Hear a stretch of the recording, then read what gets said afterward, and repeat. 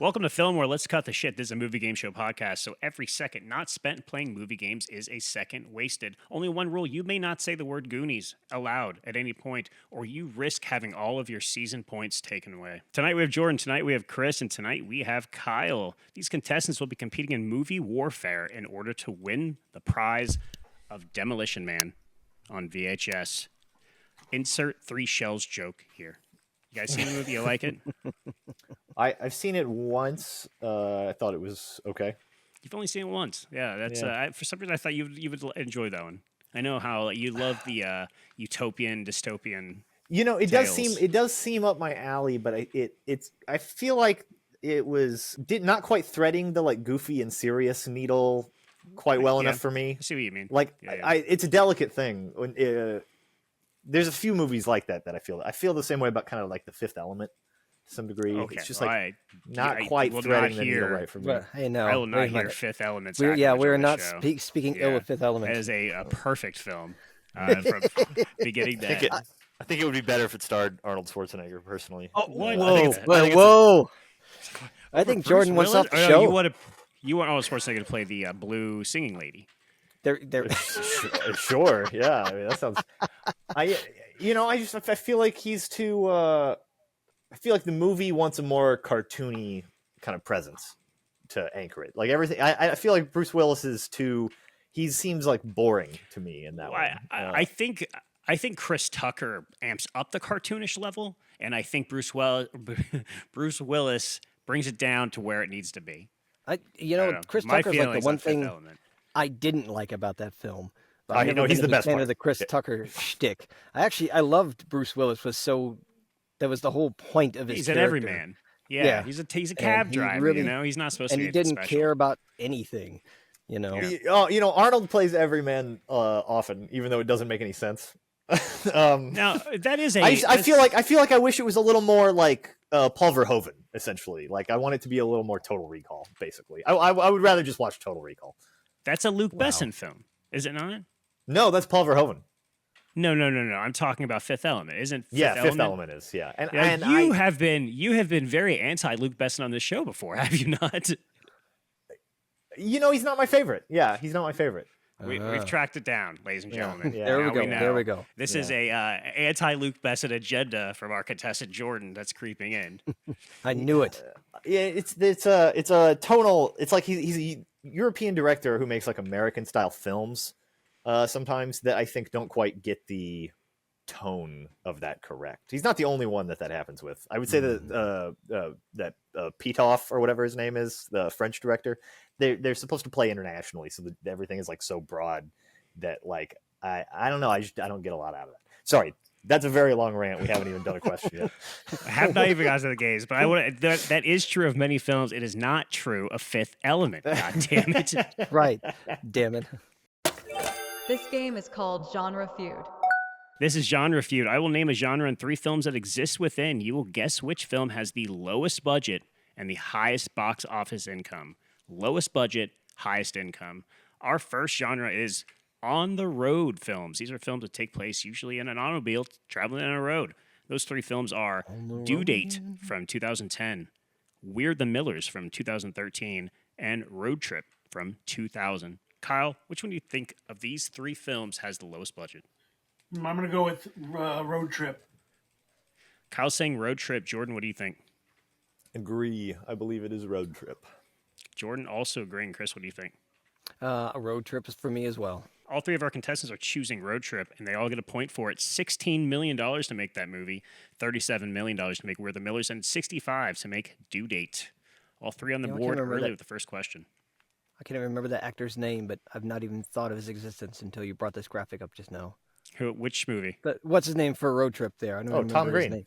Yeah, Tom Green. Oh, Tom Green's terrific. If you get a chance to watch Last One Laughing Canada, he's terrific on that. That one's Is he? a good show. Okay. You should watch that. We should do a last to laugh episode on this show. We will talk about that in the future. All right, now we're going to highest worldwide income. Let's start with Kris. Which one of these films brought in the most money? I'm going to go with Due Date because it's got the biggest names on it. Very true. Kris is saying Due Date. Jordan, what do you say? I'm going to go with We're the Millers. But I'm not. I think it very much could be Due Date, but I'm going to go with We're the Millers. Jordan torn between Due Date and We're the Millers, but going We're the Millers. Kyle, what do you think? I just think We're the Millers was a more ubiquitous movie. I'm gonna go with We're the Millers. Which is have you guys seen any of these films? Obviously, some of us have seen Road Trip. I've seen all three. I love Due Date.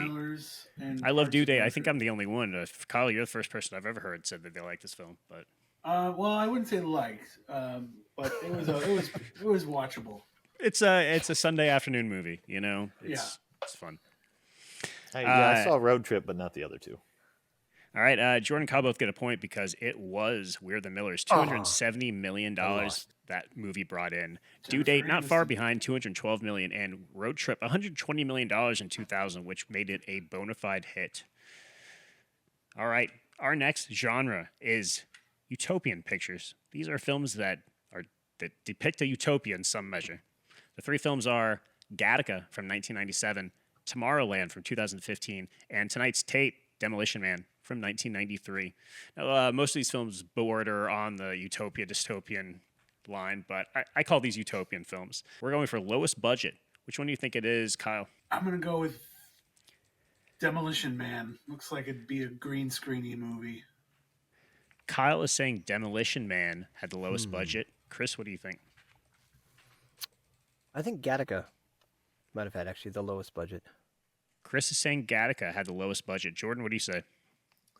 I'm gonna also go with Gattaca. I haven't seen it, but it feels a little more like an art housey sci-fi movie relative to Demolition Man, which is like an action picture. And Stallone and Snipes were both pretty big stars at the time.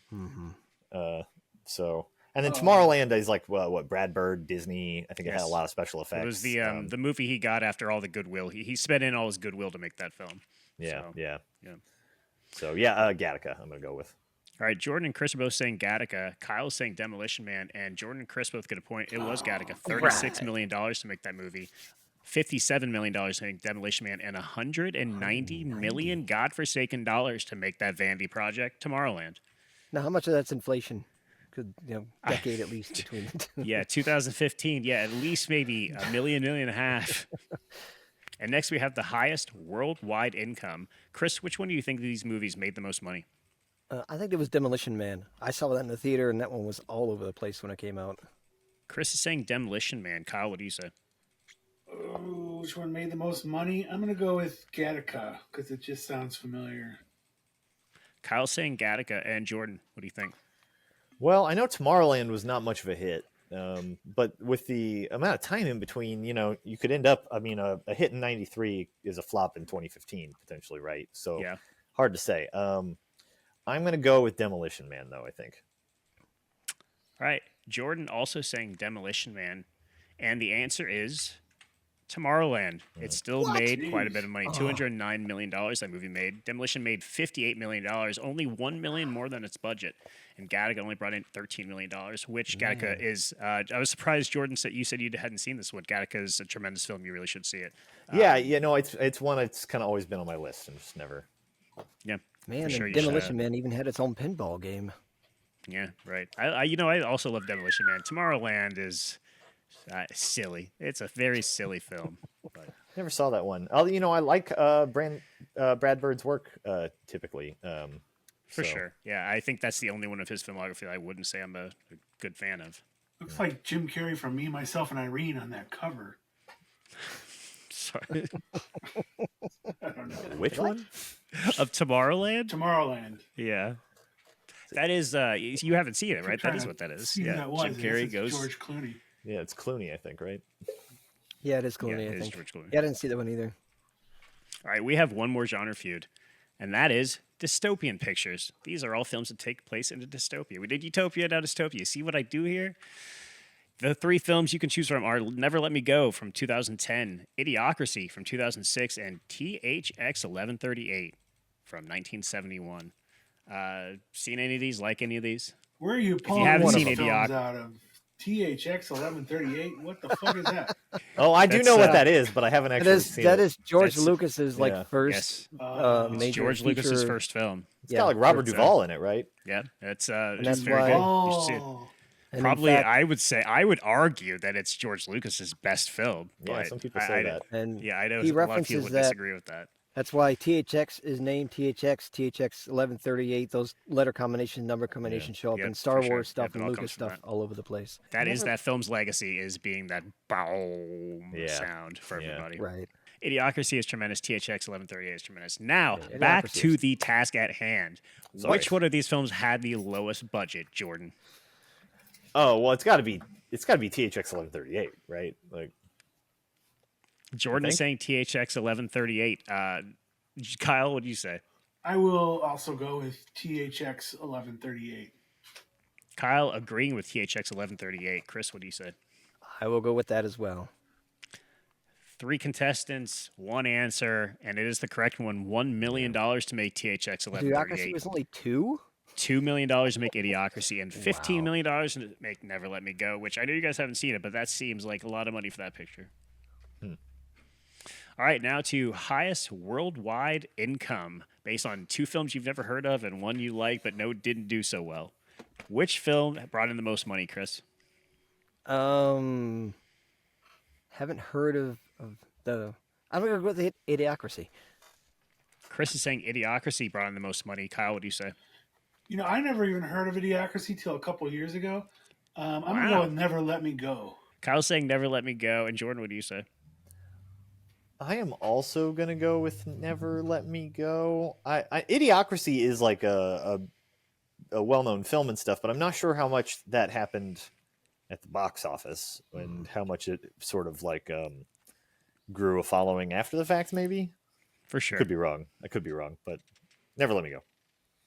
Jordan and Kyle both saying Never Let Me Go. Kris is saying Idiocracy. And Kyle and Jordan, I got to give you credit. I didn't think anyone was going to choose Never Let Me Go, but it was the correct answer. Wow. $10 million that movie brought in.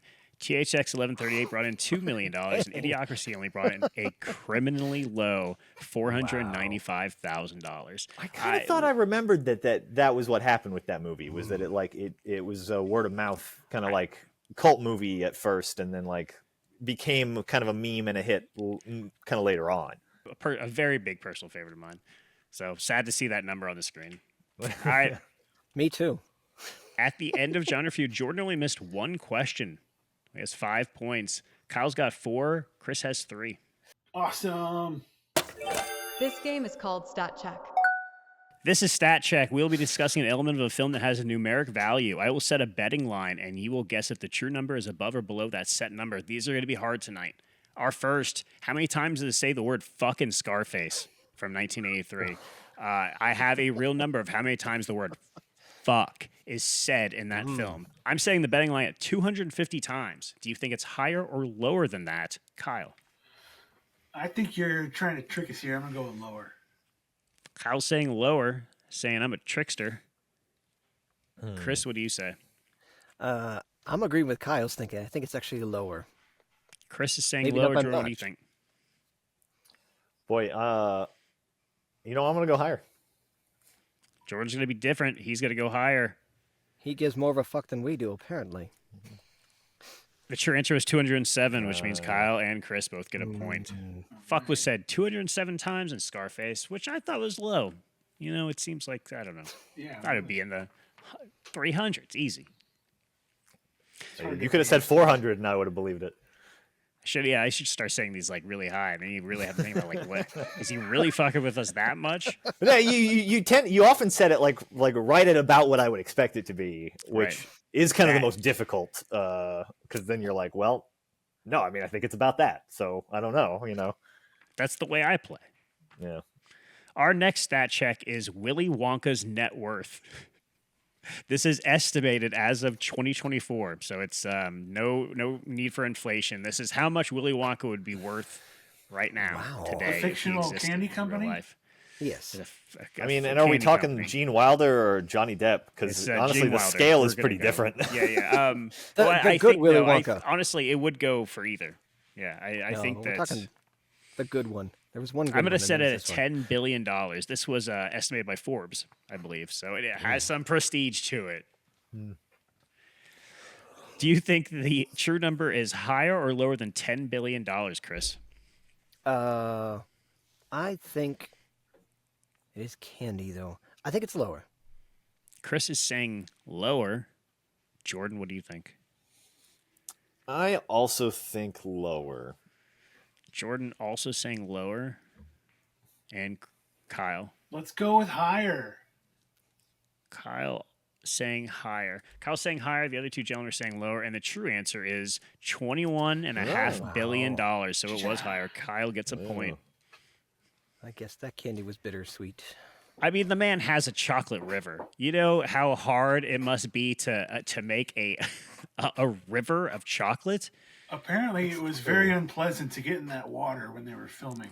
Yes. He has a whole race of slave labor that he has to maintain and provide for. You know, every time I see that part of the movie, what I think of is if that was real chocolate, how hot that would have to be to keep it liquid like that. Scalding, I have to imagine. Unless it's like chocolate milk or something. We have one more stat check, and that is the average number of takes for each shot in Gone Girl. Directed by David Fincher, notorious for using lots of takes in his films. I'm going to set the average number at 20. Do you think it's higher or lower than 20? The average number it took to get each shot in Gone Girl is a tricky one. Obviously, you guys are the top three on the leaderboard. We've got 1, 2, and 3 here right now. So. Oh, wow. That's right. So, Kris, do you think it took more than 20 takes on average to get each shot of Gone Girl? Or do you think it took less? I'm going to go higher. Kris is saying higher. Kyle, what do you think? Well, I think your logic is, I'm going to say it's alternating here, so I'm going to go lower. Kyle is saying lower. And Jordan, what do you say? I think I'm gonna go higher. I actually went to college in the town where they shot this movie, which is really neither here nor there. But yeah, I remember seeing somebody in class said they saw Ben Affleck at the gym, and that was smoking like this. He'd just been cast as Batman, actually, so that was interesting. Yeah, that's why he's at a gym, probably. Yeah. Oh fuck. Yeah. I'm Batman. There was a bar downtown that they set up for the movie, and for a while there it was still operating as a real bar that you could go in and get a drink at and stuff. I don't think it's open anymore. It just called the bar. But yeah, I'm gonna over. Jordan and Kris both get a point. The true answer is 50. It took 50 takes on average to get every shot of Gone Girl, which I hear isn't even his his worst offender in that term. It wasn't even that good of a movie, really. I like Gone Girl. I thought it was good, but it's not like it has like it's not like it has elaborate action or something in the way that would make you feel like 50 takes. So many takes. His thing for takes is performance, right? So it is a very dialogue-heavy movie. A lot of it is shot on the actor that's speaking. So I can see that, you said you made it the wrong inflection on this word this time, so now we got to do it again. As a director myself, I can totally fucking get that. 50 takes, that seems low to me. How do you keep from having mutiny at the end of the day? At the end of stat check, we have a tie. Jordan and Kyle both have 6 points. Kris, you've got 5, so you're right there too. I'll get you. This game is called Meetings and Failures in Meetings. Meetings and Failures in Meetings. Named that way because Lost in Translation was released under that title overseas. I will name a film and 3 titles that a film is released under in foreign markets. Only one is real. Figure out the correct one and get a point. Our first meetings is Glengarry Glen Ross from 1992. If you guys haven't seen that one, that makes me very sad. I love this film. Well, they're doing a play with some big names now. I think Bob Odenkirk's in it. A bunch of famous comics are in it now. I'd love to see that. Yeah, absolutely. That's one of my absolute favorite films. And in terms of the script itself, is tremendous. Oh yeah, masterpiece. The 3 titles I have for you tonight are Seller for Sale from Denmark, Men Under Pressure from Brazil, and Desperate Deals from Mexico. One of these is real. 2 of them are bullshit. Which one is real, Jordan? I like Men Under Pressure. I think that's a good description of that movie. Jordan's saying Men Under Pressure. Kris, what do you say? I like Desperate Deals, having not seen the movie. Kris is saying Desperate Deals, and Kyle. Seller for Sale. Kyle's saying Seller for Sale. Kris is saying Desperate Deals. Jordan is saying Men Under Pressure. And Kyle gets the point. Seller for Sale was the correct title for Glengarry Glen Ross in Denmark. The other 2 were bullshit. This game is where you really got to get in Shay's head.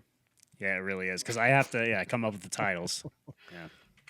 All right, our next Meetings and Failures meetings is from 2001, A Beautiful Mind. And here are 3 titles for you. The Price of Genius from New Zealand, The Shadow of the Mind from Japan, and A Man of Exception from France. One of these titles is real. Which one is it, Jordan? I'm going to go with The Shadow of the Mind. Jordan is saying The Shadow of the Mind is the correct title. Kyle, what do you think? Let's go with The Price of Genius. Kyle saying The Price of Genius. Chris, what do you think? I was tempted with The Price of Genius, but it's still English in New Zealand. Why would they need to change the title or anything like that? That's a good point. Good logic, not always true. True. Sometimes they just change it just for the fucking sake of it. That could actually be a sign that that's the real one, even, right? Because, like, why would he have a New Zealand one on there if it wasn't actually a different title? I mean, I do like The Shadow of the Mind. It does sound like a very Japanese thing, but how about A Man of Exception? Chris is saying A Man of Exception. And the true answer is A Man of Exception from France. Chris gets it. Look at that. Darn. It's kind of the least descriptive. Like, right? I don't know that really. The Shadow of the Mind, like that made sense. I'm a bit of a flowery writer, so you also need to take that into account. Usually the more bodacious every movie is a man of exception. There's a man. Yeah. Yeah, I've never seen a movie called An Unexceptional Man. Although I'm sure somebody could make it. The guy. Yeah. Regular guy. The last Meetings and Failures meetings for tonight is from 2004. Another personal favorite of mine, Eternal Sunshine of the Spotless Mind. Here are 3 titles for you. Forgetting Us from Hong Kong, Vanishing Love from Sweden, and The Power of Feelings from Lithuania. One of these titles is correct, the other are bullshit. Which one is correct, Kyle? Surely you guys have seen this and love this film, right? Of course. Oh, yeah, absolutely. Great movie. I haven't. God damn it, Chris. I love Jim Carrey's serious roles. I mean, I'm with you, Kyle. Actually, he's very good as a serious actor. He's underrated in that capacity. I mean, this is one of the best. Like and I like how he calls out Hollywood on their bullshit sometimes. I'm very glad to hear you guys say good things about Jim Carrey for a very important reason later on the show. Moving on. Is he a special guest? Forgetting it. I would be forgetting us.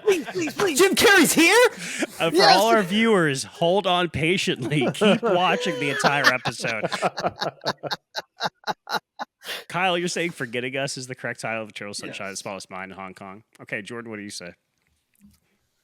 Oh, let's go with Vanishing Love, which, yeah. Not a lot of solidarity tonight. Jordan saying Vanishing Love from Sweden. Chris, what do you say? Well, I mean, I haven't seen it, but I do know what it's about. I'm going to also go with Forgetting Us. Chris agreeing with Kyle and say Forgetting Us. Jordan is saying Vanishing Love from Sweden. And the correct answer is The Power of Feelings from Lithuania. No points. Once again, like that doesn't really have anything to do with the movie. Yeah, it's like a really vague. And it also applies to pretty much every movie as well. Yeah. Terrible title. Lithuania. Get it together. Yeah, come on, man. That leaves us in a very interesting spot for this game. You are all tied at 6, so I have just 666 labeled on my page right now. Rock on, man. Yeah. Hail Santa. This game is called The Pitch. Our next game is The Pitch.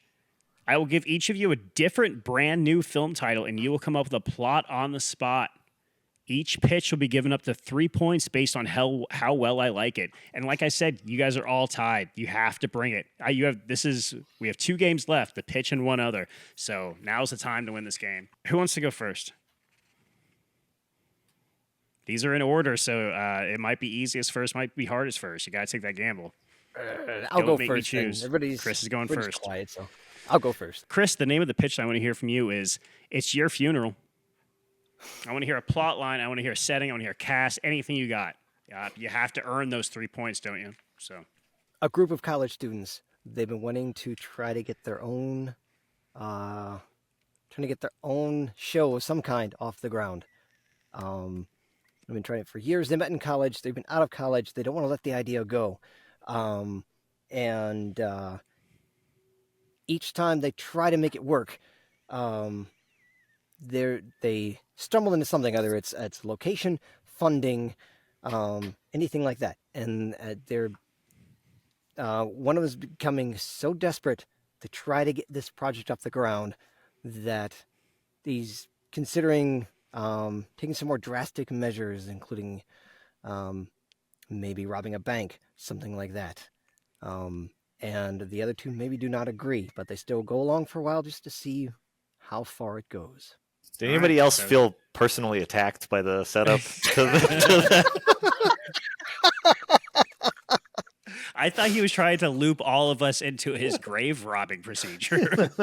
It's a sentimental feeler. I feel it. I'm gonna give you 2 points. All right, Jordan, are you ready for your title? No, but let's do it. Your title is Birthday of Reckoning.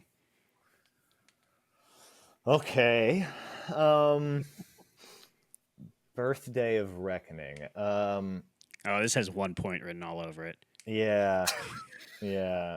Okay. So, Birthday of Reckoning is it's a coming of age comedy about the Antichrist. And they will, on their 13th birthday, will also like bring the apocalypse or some shit like that. So it's set like in, they're 12 and the 13th birthday is coming up, and they are like, I guess, trying to, I'm imagining like The Omen as a comedy, like from Damien's perspective, if that makes sense. Like, fuck. Yeah, I'm telling you, I'm terrible at these pitch games. I don't know how it plays out, really. I'm just like, I'm thinking the birthday scene from The Omen, but if it's like a comedy, and you're like, isn't the birthday scene from The Omen already kind of a comedy?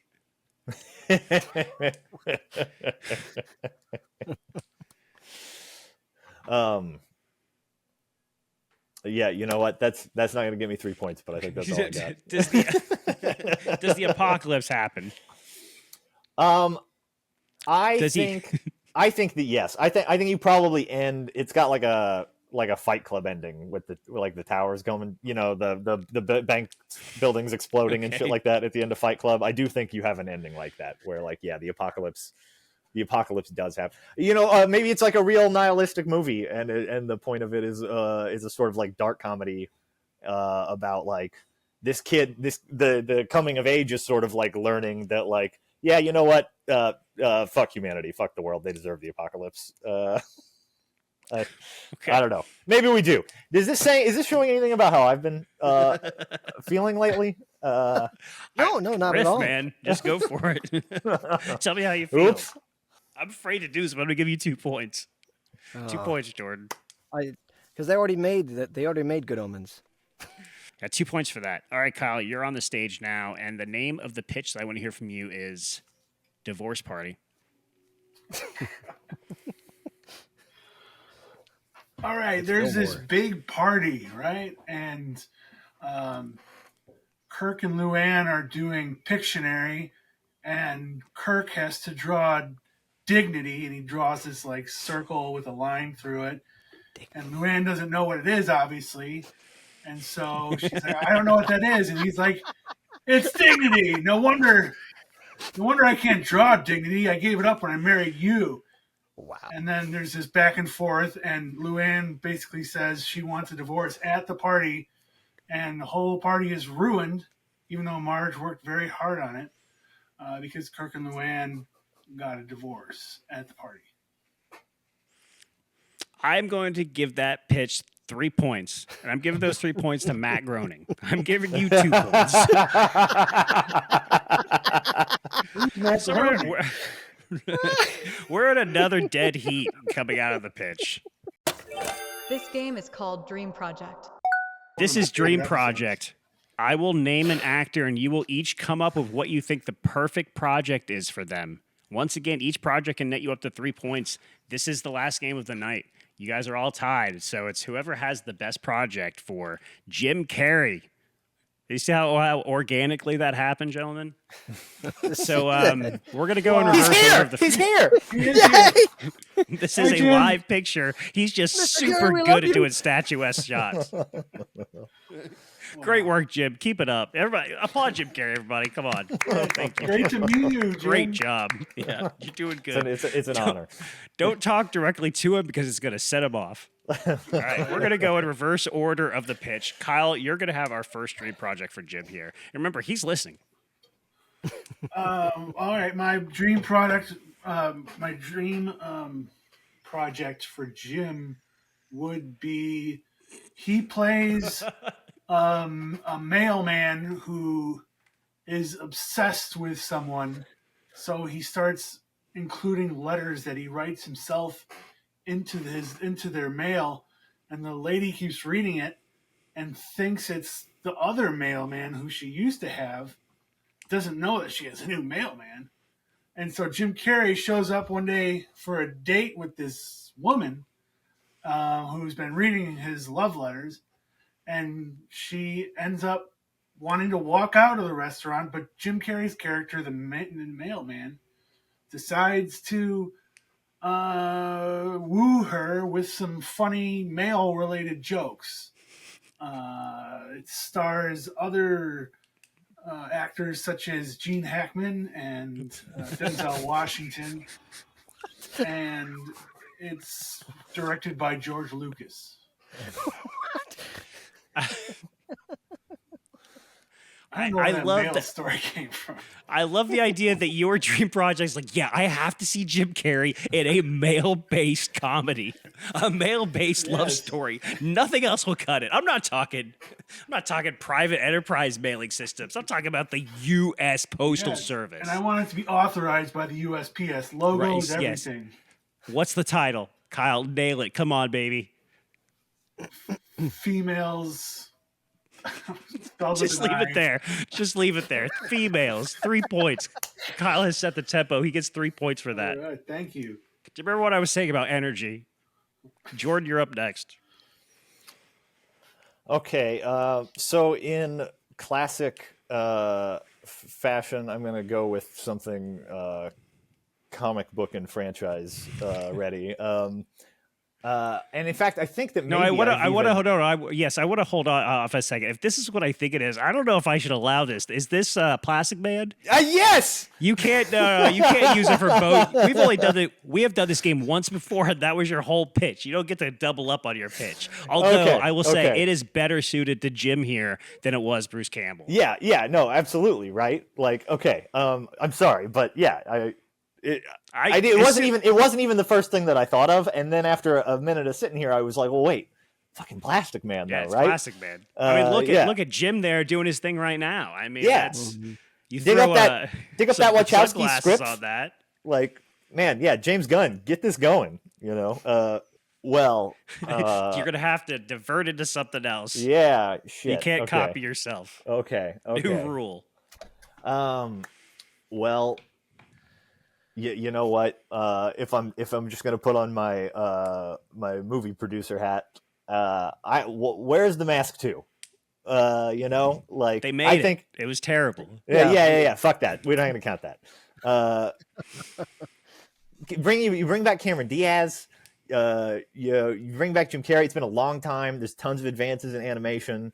And like effects and stuff like that. I think that. So what's the plot? Give me a plot or something. Okay. I can't remember how the other one ends. It's been so long since I've seen it. The first one? Yeah, the first one. Yeah, we're gonna ignore the. Right, the one that didn't happen. He throws it into the river, and I think it ends with him trying to go back and get it. I think it's a freeze frame on him. No, he doesn't go back to get it. The dog goes to get it, and Charlie, his friend, dies for it while he and that's right. Yeah, that's my favorite Jim Carrey movie, and I own it on multiple media. I love the movie. Saw it in theaters. So did I. While he and Cameron Diaz are making out on the bridge. Yeah, so there you go. There's your ending. So how does it? Okay. Well, so I mean, you know, it's like okay, it's if 25 years later, and Jim Carrey and Cameron Diaz are getting they've been married and they've had kids, but now their marriage is falling apart. 31 years, however long it's been, that's fine. And then the mask somehow comes back into his life. Just what shows up, right? And then like that, he gets his mojo back and reconnects with Cameron Diaz, and they save their relationship and live happily ever after. That's it. I feel like you're touched on something there. That's him using the mask to save his marriage. That's I think you're speaking directly to me. I think that I love that premise. You really had 2 points until you hit that note, so I'm gonna give you 3 points. Oh wow! We will have another tie after this game. So Chris, whether you're involved in it or not, it's up to you now. You have to give me a 3-point pitch to stay alive. I'm in trouble. We talked about how he's also a good serious actor. So I was thinking like something that maybe plays on a bit of both. We've got Jim Carrey. He's actually he was a known like television actor. Kind of fell out of favor. Ended up finding his way to being a high school drama teacher. He teaches improv, drama, things like that, and becomes very popular with all the kids because he's teaching them both how to do serious acting as well as comedic acting, and it goes back and forth where he's building good relationships with the kids, ends up getting to know the art teacher at the school as well. She's a creative type. It's more of a kind of a serious but feel good kind of movie. Not a lot of big action, but it's about how he helps build these relationships, turns some of the kids around who otherwise didn't have anything to focus on. There's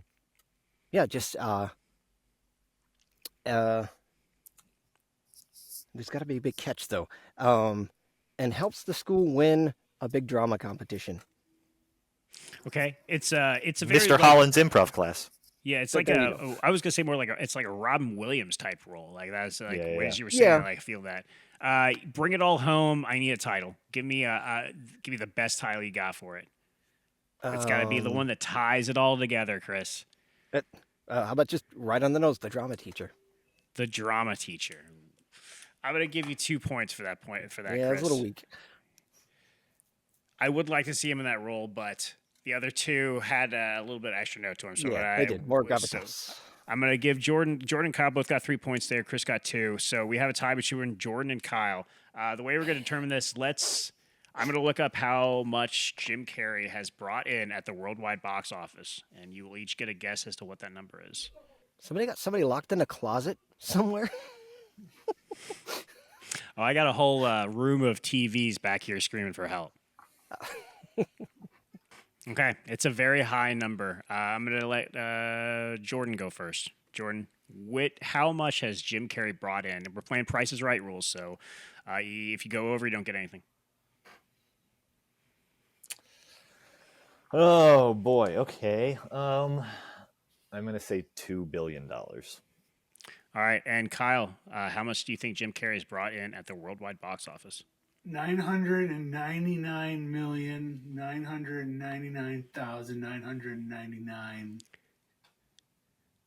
So you're going $1 short of $1 billion? Yes. Okay, Kyle's saying $1 short of $1 billion. Jordan is saying $2 billion, and the true answer is $4.88 billion worldwide. So Jordan is bringing home another tape.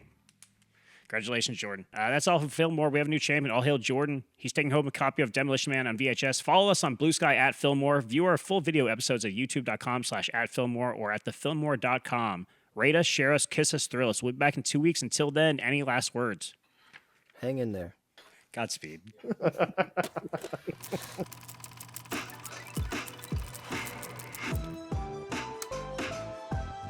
Filmwar, a 1,000-yard stare production.